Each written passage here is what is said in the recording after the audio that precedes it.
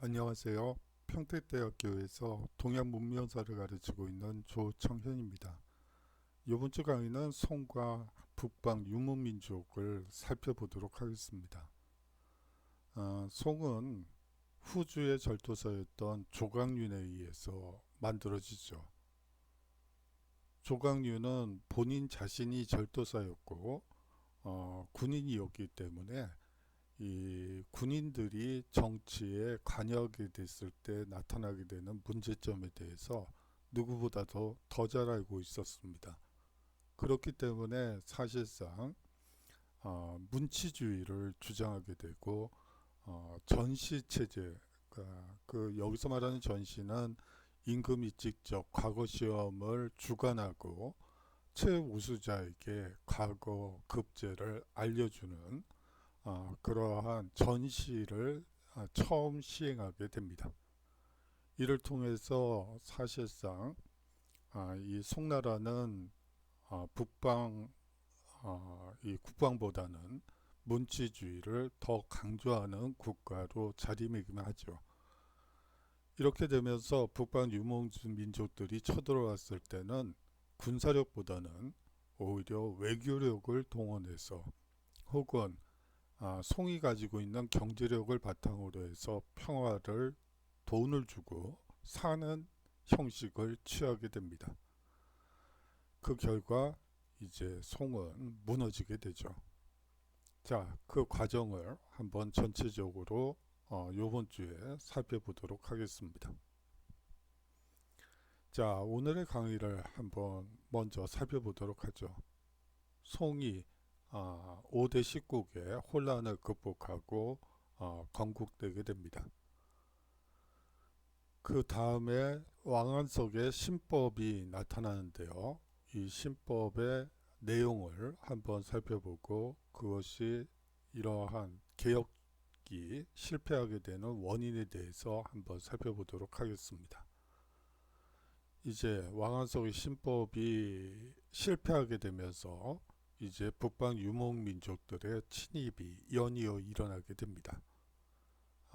요와 연운 16주에 대해서 살펴본 뒤에 계속해서 나타나게 되는 금원과의 남송과의 관계를 살펴보도록 하겠습니다. 이 전체적으로 마지막에는 송과 북방 유목민족 간의 관계에 대해서 살펴보도록 하죠.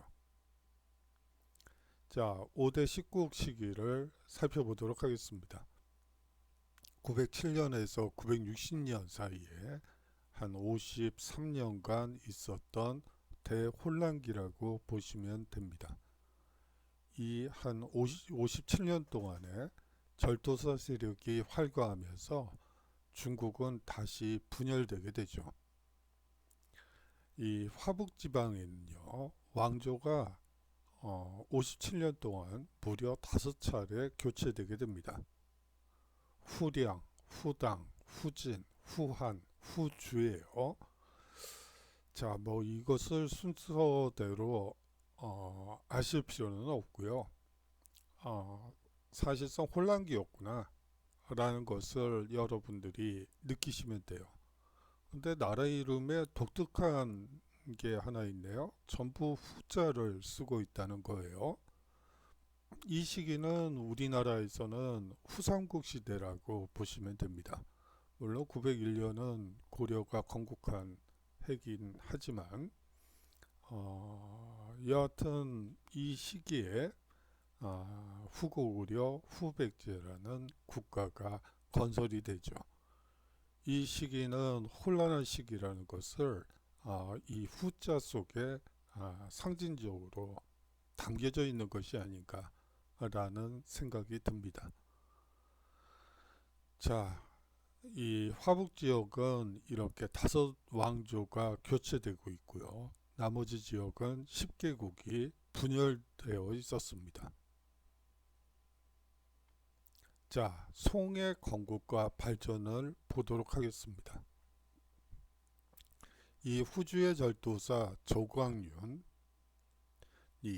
도읍을 개봉, 즉 지금의 카이퐁으로 삼고 이제 북송을 건설하게 됩니다. 송을 건국하게 되죠.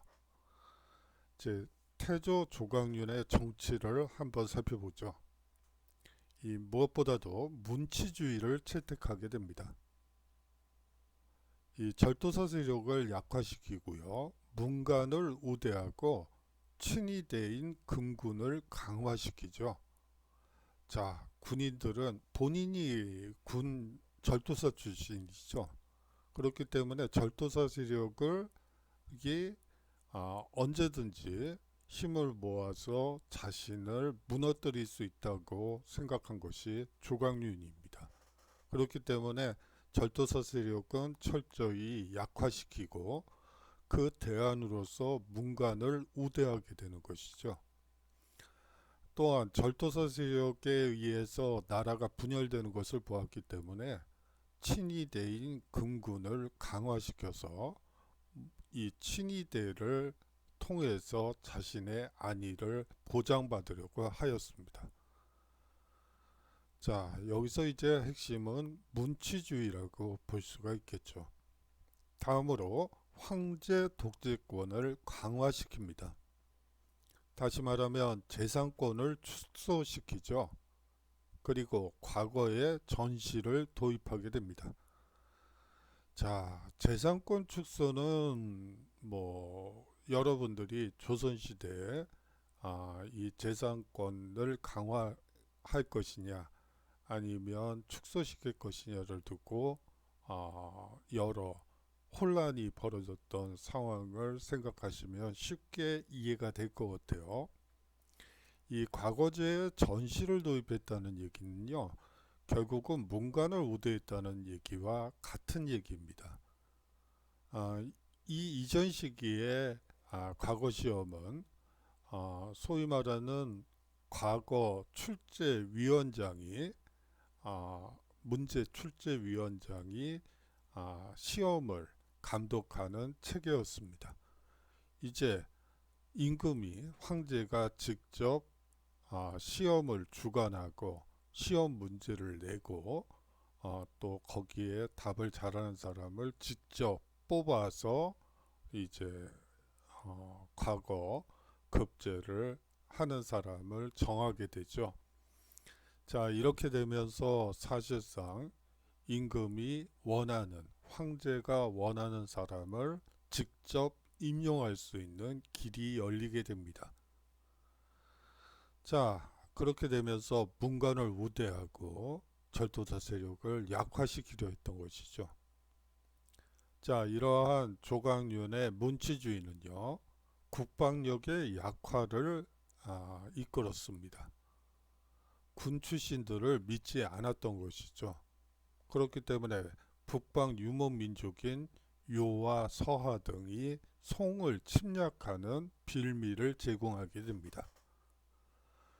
그 결과 오히려 막대한 군사비와 세패 등으로 지속적인 재정난에 시달리게 되죠. 이 세패는 평화를 위해서 요나 서하, 금, 원과 교섭을 하고 필요한 세금을 공물을 갖다 주는 그러한 것을 세패라고 합니다. 이 당과 송의 과거제도를 한번 비교해 보죠. 먼저 당의 과거제도를 보도록 하겠습니다. 이 당의 경우에는요, 향시라고 해서 소위 말하는 1단계, 2단계 시험을 지방에서 치르게 됩니다. 그래서 생원이나 진사를 뽑게 되는 것이죠. 그 다음에 회시를 엽니다. 예부에서 관장을 하고요. 임금이 황제가 직접 관장을 하는 것이 아니고 예부에서 관장을 하고요. 그 다음에 임용은 이부에서 임용하게 됩니다. 이 당의 과거제도는요, 가장 중요한 과정은 2부에서의 임용 과정이 됩니다. 2부에서는요, 신원 서판의 귀족적 기준에 의해 그 관리의 임용을 결정하게 되죠. 황제는 관리 선발 제도상 결정적인 역할을 하지 못하는 특징을 가지고 있습니다. 이 모든 것이 이부, 예부에서 관장하고 있기 때문에 당의 황제는 이 과거제와 관련해서 입김을 불어넣을 수 있는 공간이 없었죠. 거기에 비해서 송해 과거제는요, 향시와 회시까지는 똑같습니다. 뭐 회시 역시 예부에서 관장을 했으니까요. 하지만 이 송의 경우에는 전시가 추가되는데요. 이것은 황제 앞에서 보는 시험이고, 이 시험 문제 역시 황제가 내는 경우가 종종 있습니다. 2부에서 임용하는 것은 똑같지만 황제의 눈에 이 과거 급제자로 뽑힌 사람을 일부러 배제하기는 어려웠었겠죠.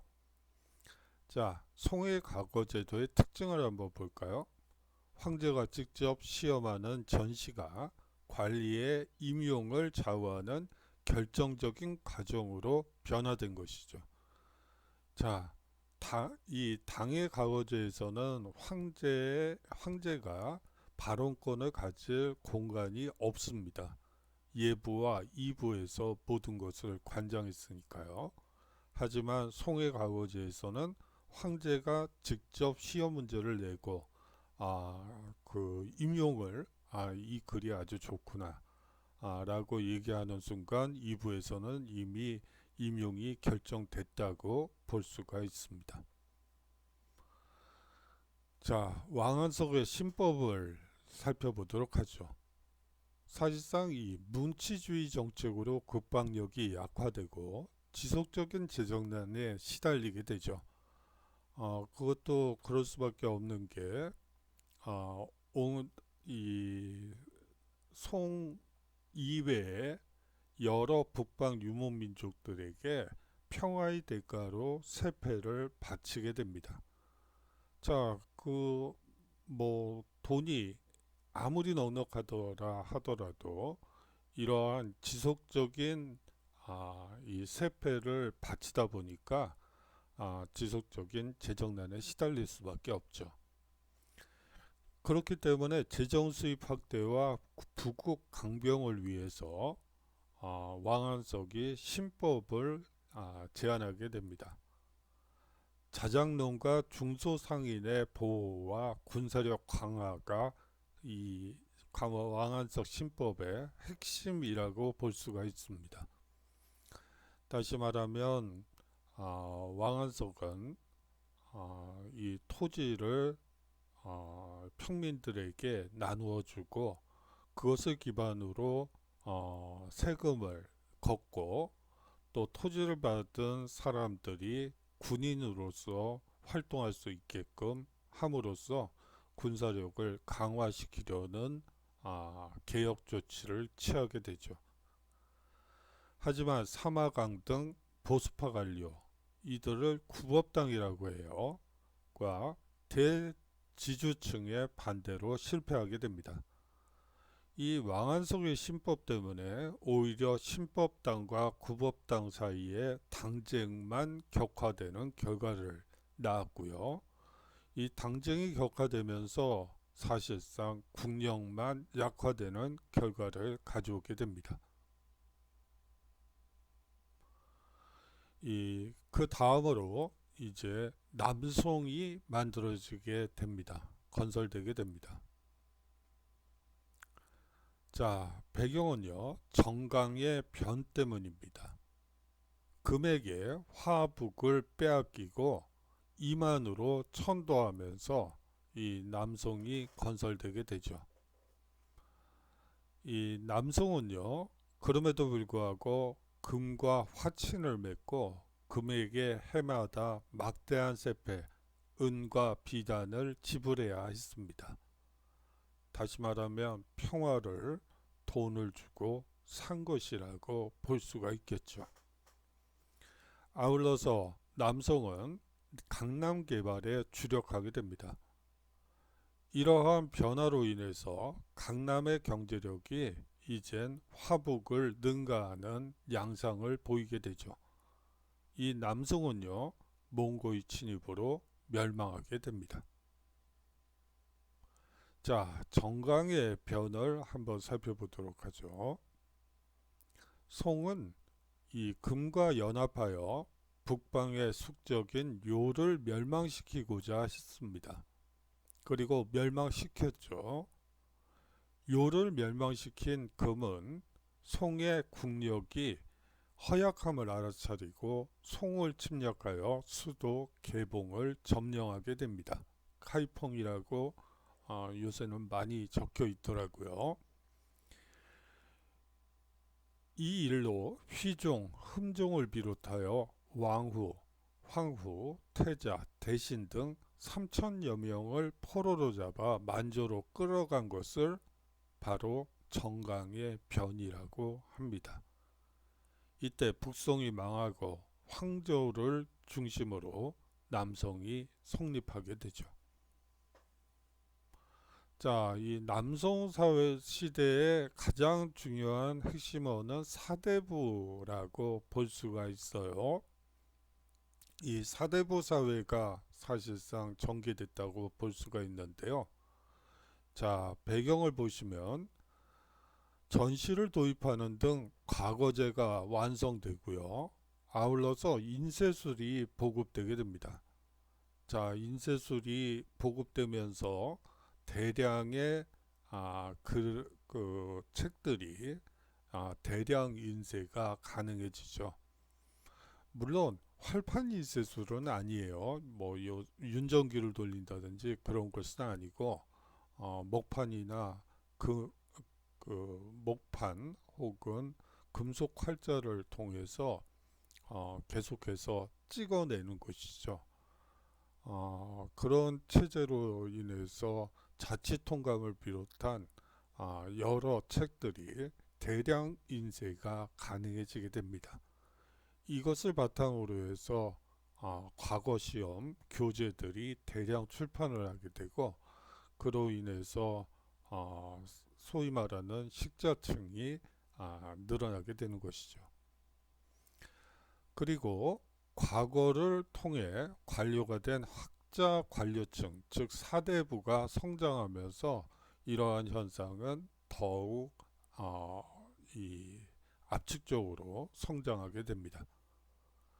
사대부의 특징을 한번 볼까요? 사대부는요, 세습적 특권에 의존하던 귀족과 달리 유학의 소양을 갖춘 지식인들이라고 볼 수가 있습니다. 이들은 기본적으로 지지층으로서 전호라 불리는 소작인을 지배하고 있었죠. 자, 이제 지주와 소작 관계가 이 시기부터 송시대부터 일반화되고 있습니다. 그 부분에 대해서는 뒤에서 잠시 살펴보도록 하죠. 자, 사대부 사회의 성립에 있어서 성리학이 상당히 중요한데요. 이 성리학의 특징을 한번 살펴보도록 하죠. 인간의 심성과 우주의 원리를 탐구하는 새로운 경향의 유학을 사실상 성리학이라고 합니다. 이 성리학은 불교의 영향도 많이 받고 있죠. 선종에서 비롯된 심신 수양을 기반으로 깨달음을 얻어가는 그러한 성향이 유교에서 받아들여졌다라고 여러분들이 이해하시면 됩니다. 그렇기 때문에 성리학에서는 군신 부자 사이의 의리, 대의 명분과 화의론을 중시하게 되죠. 북방 민족의 침략으로 수세에 몰린 송의 대외 관계를 반영하기도 합니다. 이 대의 명분을 토대로 역사서가 편찬되는데요. 가장 대표적인 것이 사마강의 자치통감입니다. 이 자치통감은 인쇄술의 보급에 의해서 대량 출판된 도서로도 여러분들이 기억하셔야 됩니다. 이 사대부 형성 과정과 전호제도에 대해서 한번 살펴보죠. 당말 5대 19개 전란 속에서 기존의 문벌 귀족은 완전히 몰락하게 됩니다. 자, 소위 말하는 중국의 건국, 한무제 이후 시기부터 나타나기 시작했던 문벌 귀족들이 이제는 완전히 몰락하고 새로운 지배계층으로서 사대부 계층이 등장하게 되는 것이죠. 송대에는 대토지 소유를 배경으로 한 형세호라는 신흥지주층이 등장하게 됩니다. 형세호라고 얘기를 해요. 송은 문치주의 정책으로 과거 제도를 확대하여 많은 관료를 채용하고 있었죠. 그렇기 때문에 이들은 형세호들은 이제 지주로서 글 공부만 열심히 하고 과거에만 합격을 한다면 사실상 관료로서 평생을 보장받는 그러한 상황이 됩니다. 형세호 중 많은 사람들이 과거를 통해 중앙 관료가 되어 사대부 계층을 형성하게 되죠. 이 형세호의 반대말이 바로 전호입니다. 이 당말 이후에 소작 농민을 지칭하는 말이죠.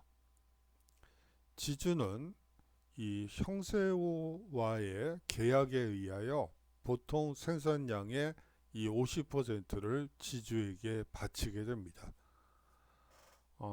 쌀을 생산해서 쌀 수확량의 50%를 지주에게 바치는 거죠. 이 지주로부터 신분적 속박을 받고 있었습니다. 사실상의 중세, 서양 중세의 농노와 다름이 없는 그러한 상황이었다고 이해하시면 될 것 같습니다. 자, 다음으로 성리학에 대해서 한번 살펴보도록 하죠.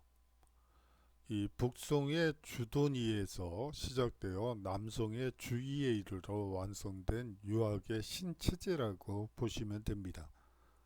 이는요, 사물이 갖는 고유한 본질이자 법칙이고요. 기는 어떤 사물을 이루는 외형적 형태이자 요소라고 보시면 됩니다. 이러한 이 기를 바탕으로 우주론을 전개하게 되죠.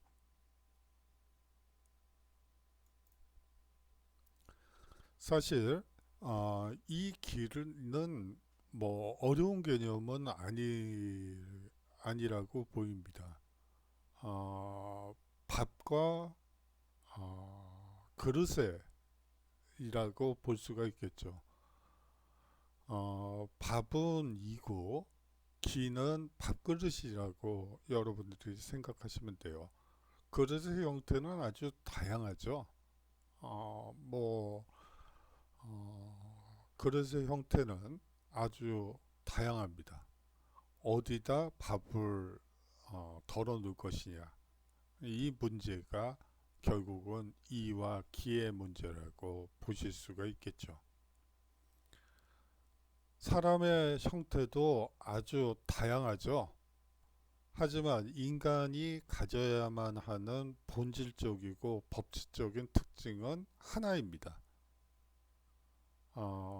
사람의 형태는 다양하지만 사람이 가져야지 될 마음가짐은 오직 하나밖에 없죠. 하지만 사람이 다양하기 때문에 그 이가 발현되는 방식도 또 다를 수밖에 없겠고요. 이러한 복잡한 관계를 이제 설수하는 것이 성리학이라고 여러분들이 보시면 됩니다. 이기론에 따라 인간의 윤리도덕을 논하고 있죠. 학문의 연구와 수양에 의해 바른 도에 이를 수 있다고 생각했습니다. 여기서 불교의 선종의 영향을 여러분들이 느끼실 수 있어야지 되겠죠.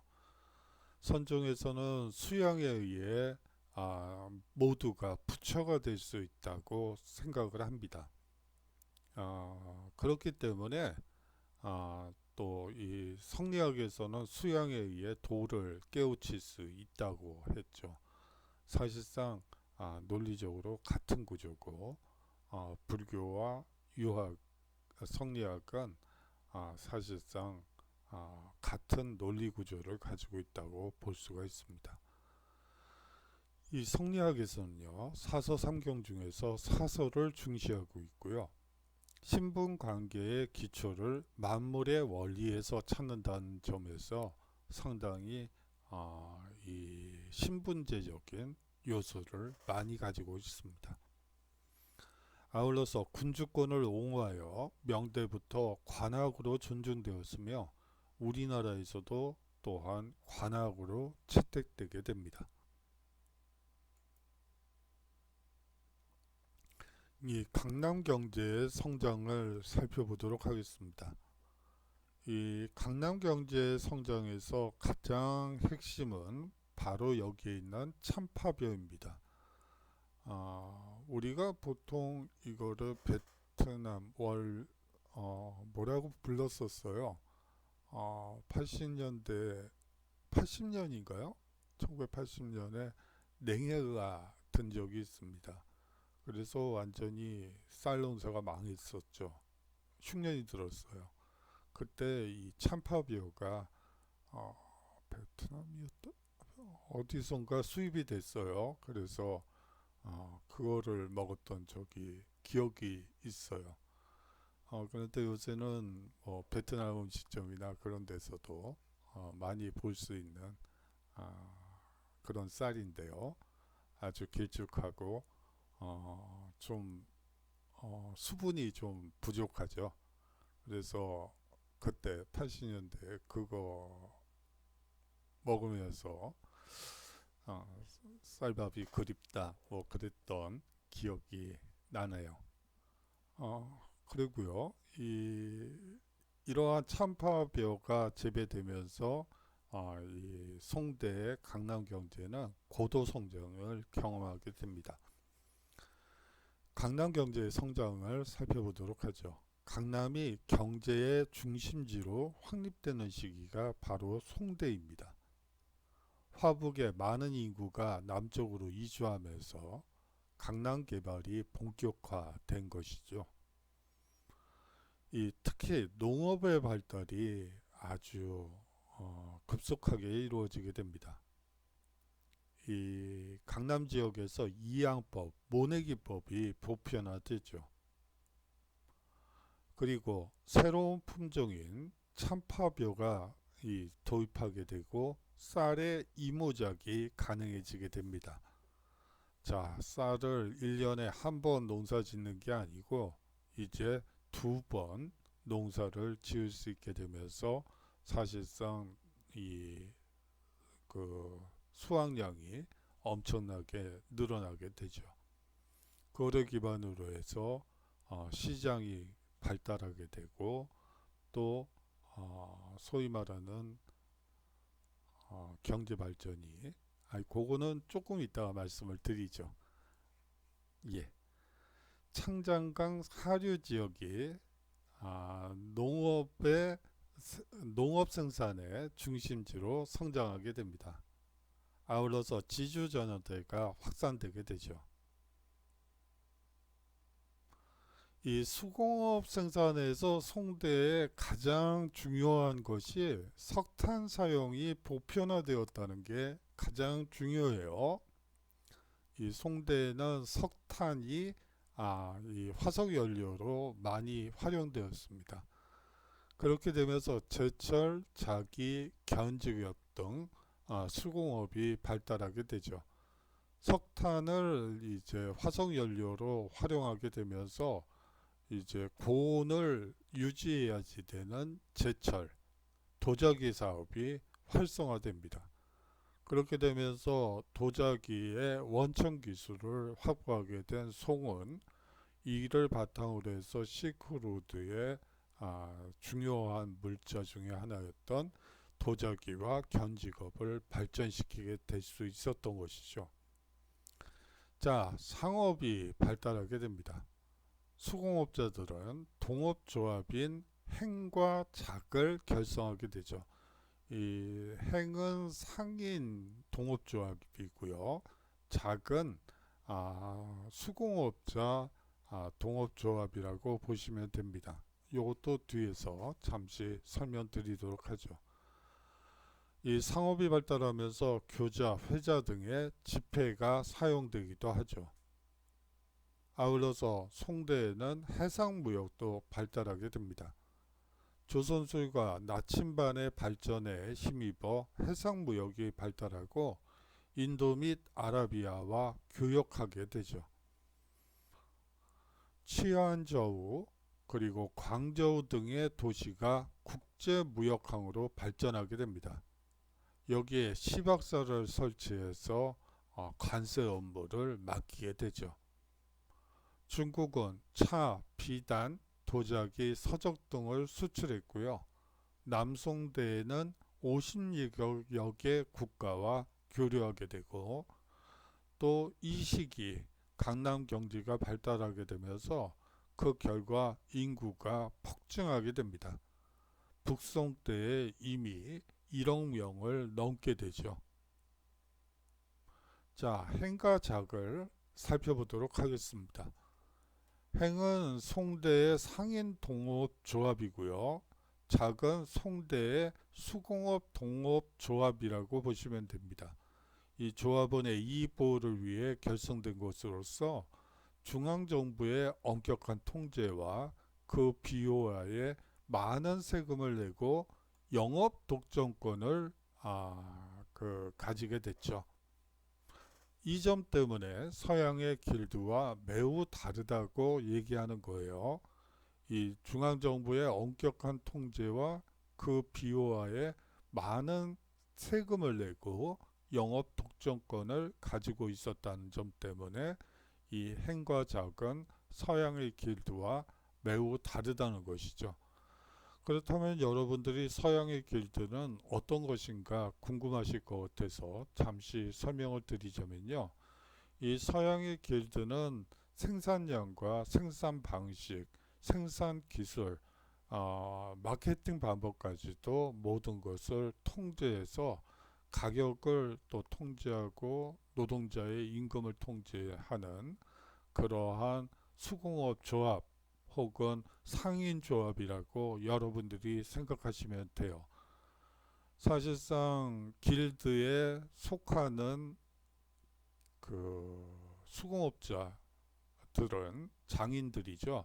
이 장인들은 정해진 생산 방식, 생산 과정을 그대로 따라해서 또 영업시간을 준수해서 해야지 되죠.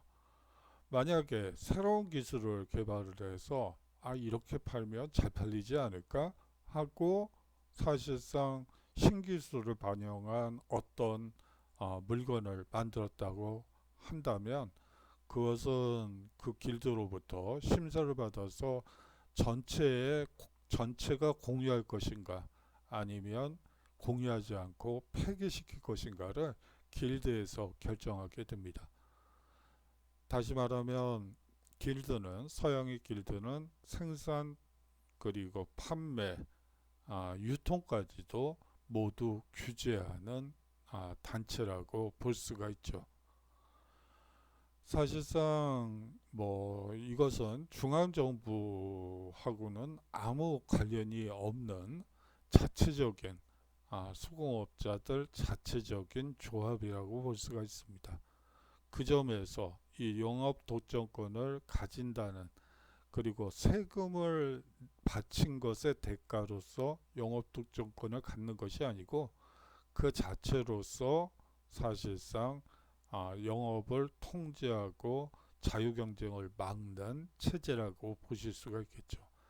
그렇기 때문에 서양의 길드와 이 송대의 수공업 동업조합과는 큰 차이가 있습니다.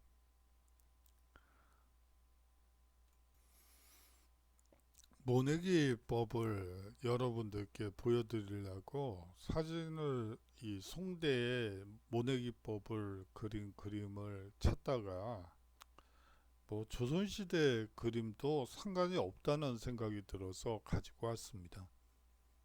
이 집단적인 농업 활동을 할 수밖에 없죠. 이 모내기는 아마 여러분들 부모님께 뭐 여쭤보면 어, 설명을 잘 해주실 거예요. 어렸을 때도 이제 할아버지 할머니한테 가게 되면 이 모내기 하는 거 철에 가서 도와드렸던 기억도 있네요. 그렇고요. 이 송대의 이 산업혁명이라고 이 강남의 이 경제 발전을 이 송대에 있었던 산업혁명이라고 부르는 학자들도 있습니다. 이 벼의 이모작과 이양뼈의 보편화, 모내기법의 보편화, 그리고 참파벼의 도입, 차와 면화 생산의 급증, 이러한 것들이 결국은 산업혁명과 연결되어 있지 않겠느냐. 더더욱이나 석탄의 사용이 보편화되어 이 제철과 도자기 등 수공업이 발달한 것도 사실상 송대의 산업혁명이 아니겠느냐. 또한 운하를 이용한 교통 수단의 발전도 산업혁명과 연결지어 설명하는 학자들이 많습니다. 이 시기에 경제가 발전하면서 동전의 대량 공급과 이 지폐가 사용됐다는 점도 이 송대의 산업혁명이 일차적으로 있었다고 주장하는 한 원인이 되기도 하죠. 이 아울러서 원거리 무역상인인 객상이 출현하여 전국적인 시장권 형성이 가능했던 점도 이 송대에 이미 산업혁명을 경험한 것이 아니냐라고 주장하는 한 요소입니다. 또한 교통의 요지의 초시라고 불린 시장이 형성되어 상업도시로 발전하게 되죠. 그런데 이러한 여러 요소들을 산업혁명으로 볼 것이냐 아니냐를 두고 이제 학계에서는 많은 논쟁들이 있는데요. 그것이 중요한 건 아닌 것 같아요. 이것을 산업이 발달한 건 맞죠. 그렇다고 해서 산업혁명을 최고의 가치로 두고 거기 기준에 맞느냐 안 맞느냐를 평가하는 것은 약간 좀 서양의 논리에 말려들고 있는 거 아닌가 하는 생각도 얼핏 들긴 하는데, 여하튼 이런 논쟁이 있다는 거는 여러분들이 아실 필요가 있기 때문에 그냥 여러분들께 소개하는 차원에서 말씀드렸습니다. 이 송대의 문화를 한번 살펴보도록 하죠. 서민 문화가 발달하게 됩니다. 이 송대의 경제 발전과 도시의 발달이 이루어지면서 도시 서민을 위로하기 위한 여러 문화가 발달하게 되죠.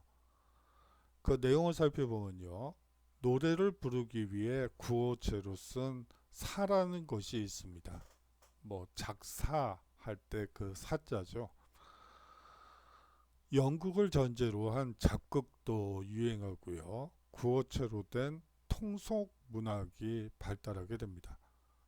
자, 경제가 발전하면서 도시 서민들 고향을 등지고 이제 서울로 이 시기에는 카이펑이겠군요. 개봉으로 온 여러 서민들을 달리기 위한 여러 노래와 연극, 문학 작품들이 나타나게 되는데요. 이 통속 문학은 여러분들이 이렇게 오해하실 수도 있을 것 같아요.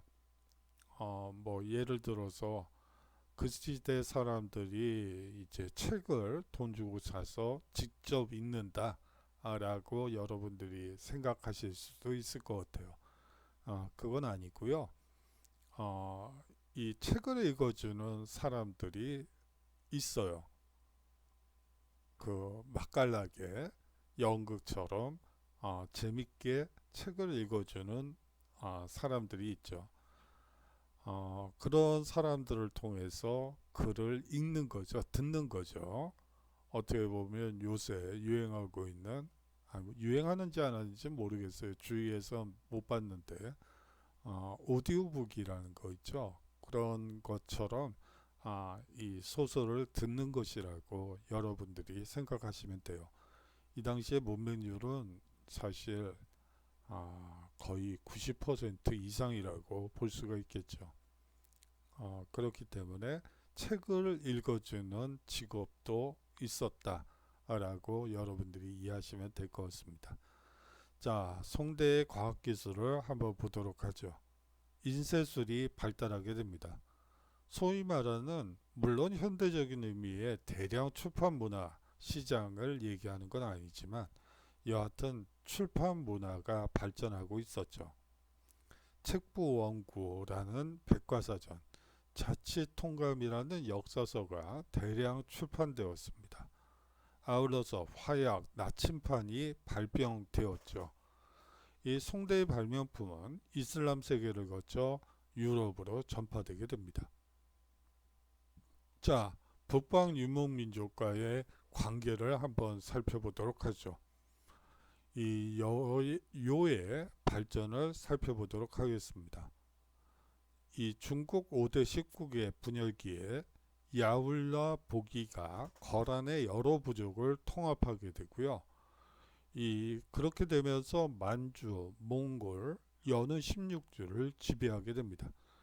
연은 16주는 바로 요 땅을 얘기를 해요. 사실상 황허강 남쪽에 어떻게 보면 노른자 땅이라고 볼 수가 있고요. 사실상 이 지역을 차지함으로써 요가 남송을 능가하는 국방력과 경제력을 가지게 되는 것이죠. 이러한 요는 발해를 멸망시키고 연운 16주를 점령한 뒤에 송과 화의를 맺게 됩니다. 그것이 바로 전현의 맹이죠. 맹약이죠. 그리고 이제 금에 의해 멸망되게 됩니다. 자, 여기까지 보시면 이 요의 전체적인 발전 과정을 알 수가 있겠죠. 뭐 예를 들어 시험 문제를 만약에 출제를 한다면 발의 멸망, 송과의 화의, 그 다음에 금의 멸망, 여기에 구멍을 뚫고 여기에 들어갈 말을 찾으시오. 뭐 이런 류의 문제들을 종종 보셨을 수가 있을 것 같아요. 자, 요의 통치 방식을 한번 살펴보도록 하죠.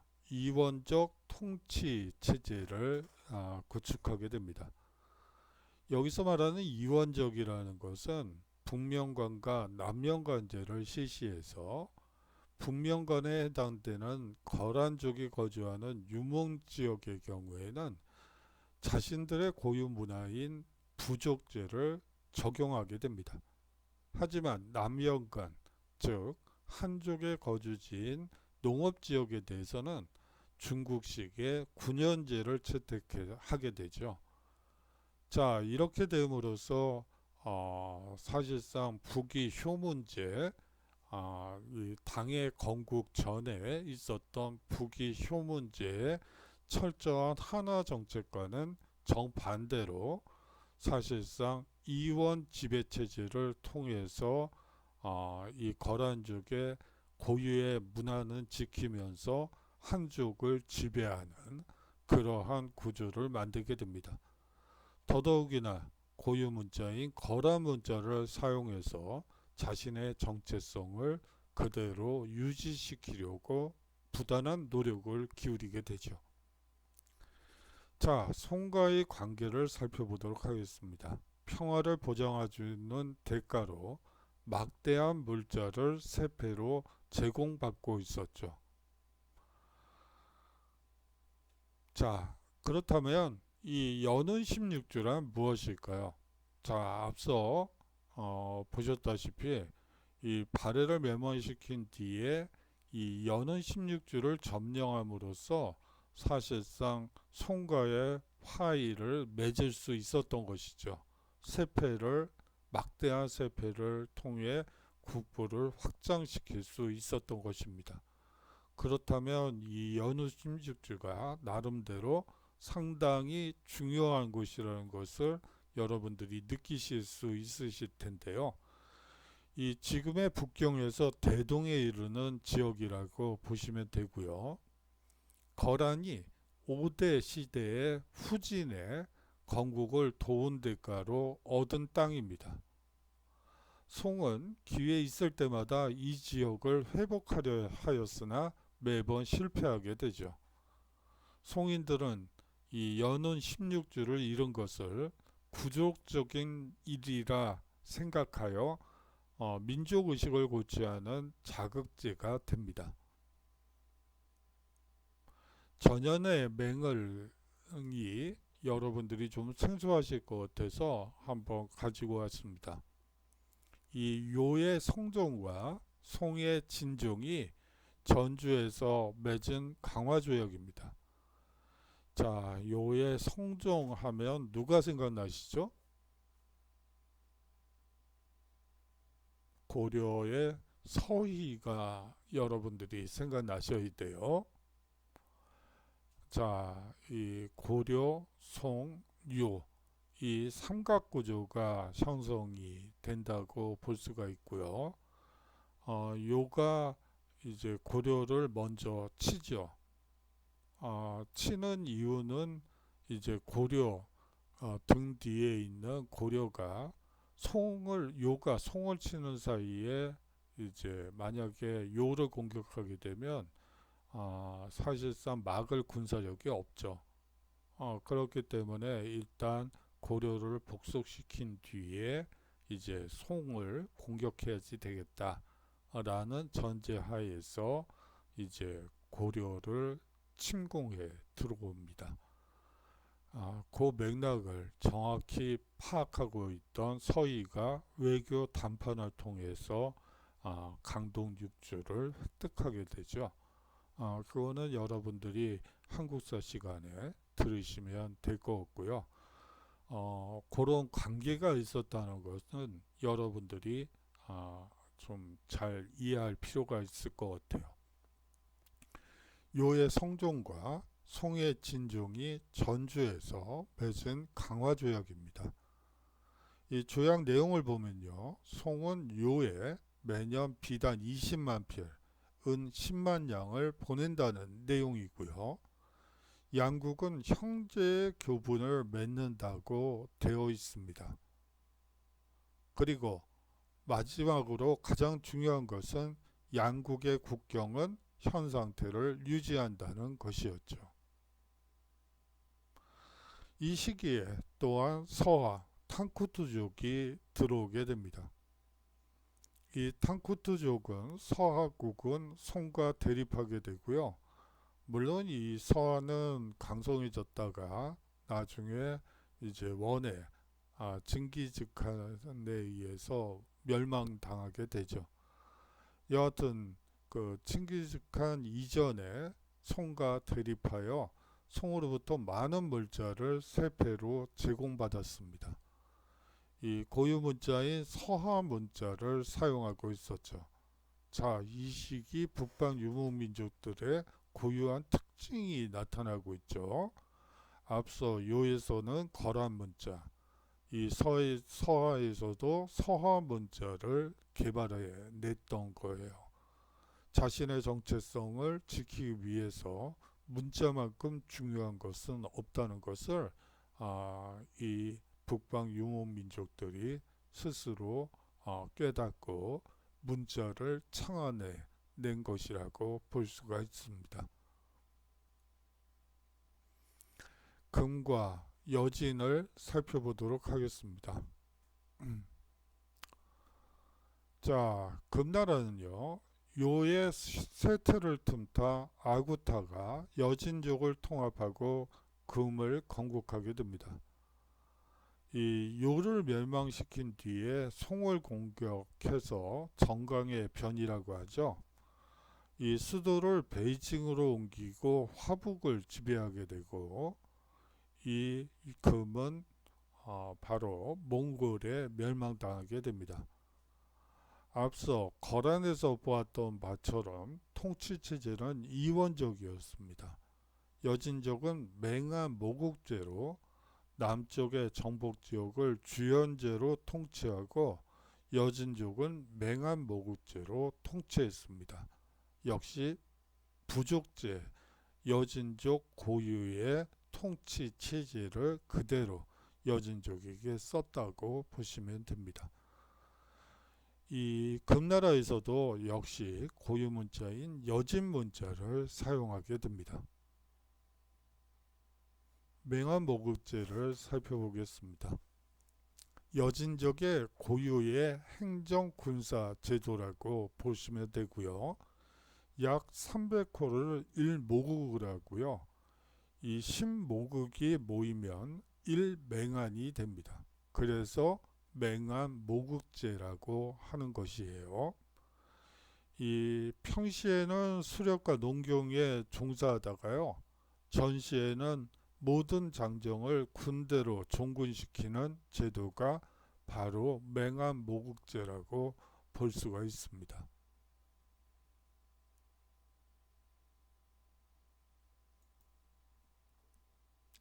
자, 목이 자꾸 가라앉아서 죄송하네요.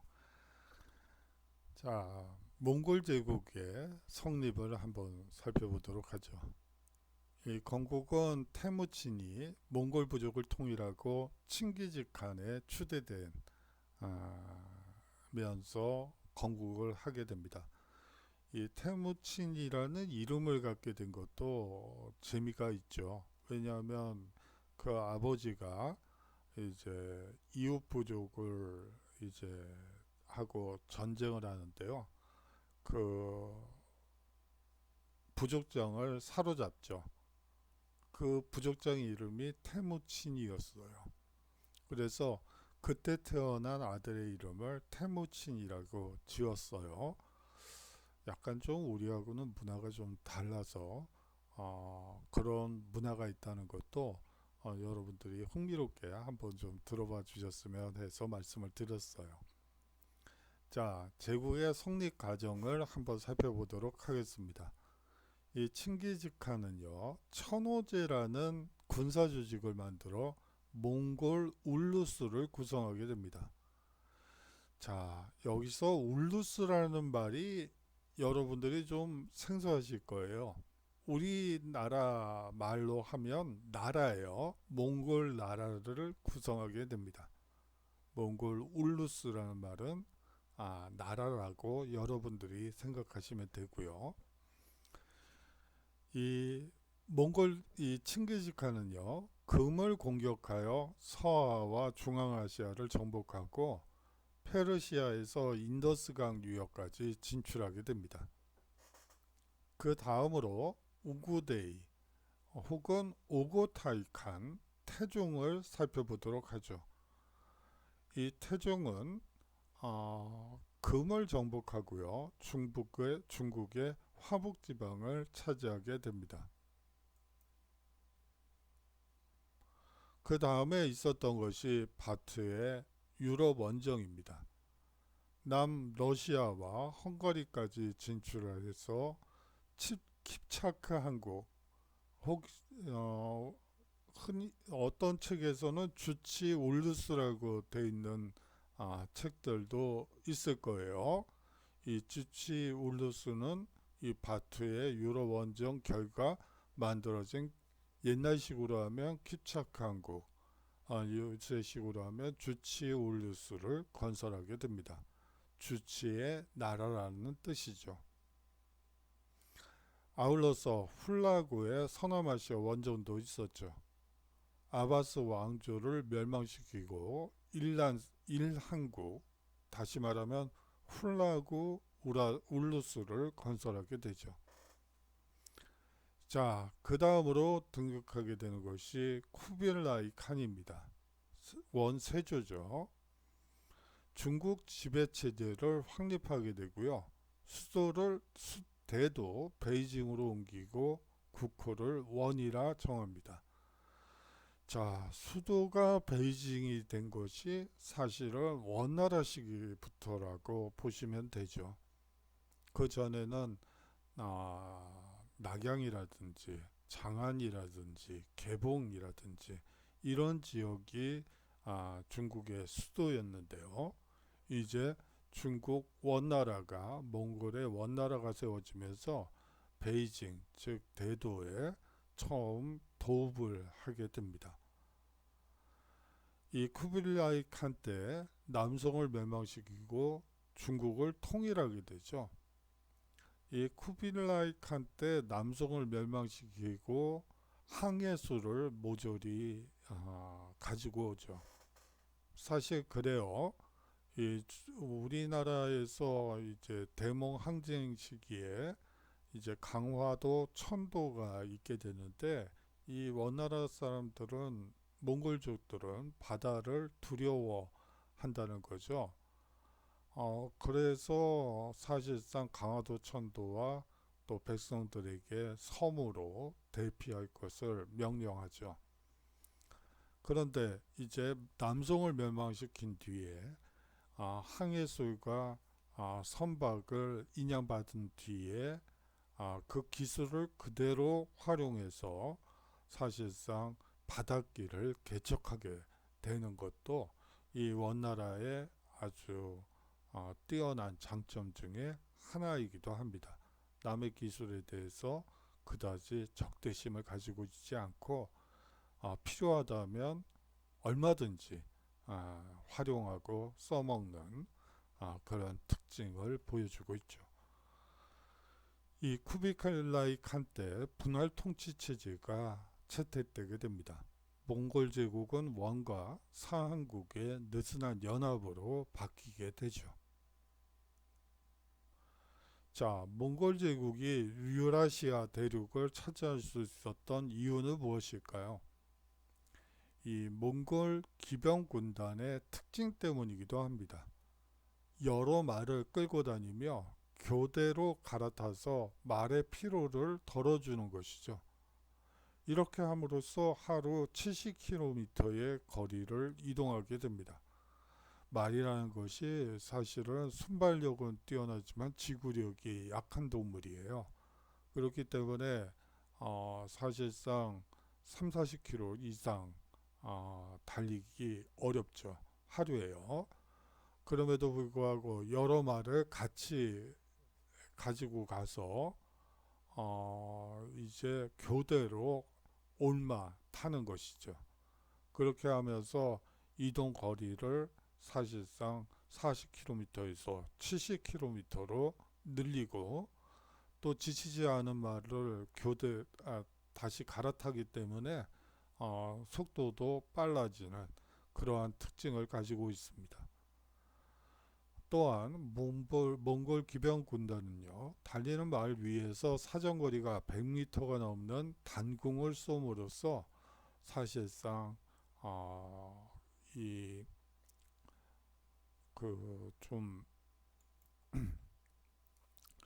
그 이전에 창을 가지고 말 위에서 겨눈다든지 전쟁을 한다든지 칼을 가지고 전쟁을 했던 것보다 더 효과적으로 살상을 할 수 있는 무기 체계를 갖게 됩니다. 자, 다음으로 이 천호제라는 걸 통해서 칸의 명령에 따라 일사불란하게 작전을 수행할 수 있게 되죠. 이제 가장 중요한 요소가 바로 요거입니다. 이슬람 상인들의 지리적 정보를 제공받아서 사실상 적후병 없이도 사실상 어느 지역에 어디가 약점이고 어느 지역에 갈 때는 매복이 있을 수 있으니까 조심하라, 이러한 정보를 활용할 수 있게 되죠. 자, 마지막으로 원의 중국 지배를 살펴보도록 하겠습니다.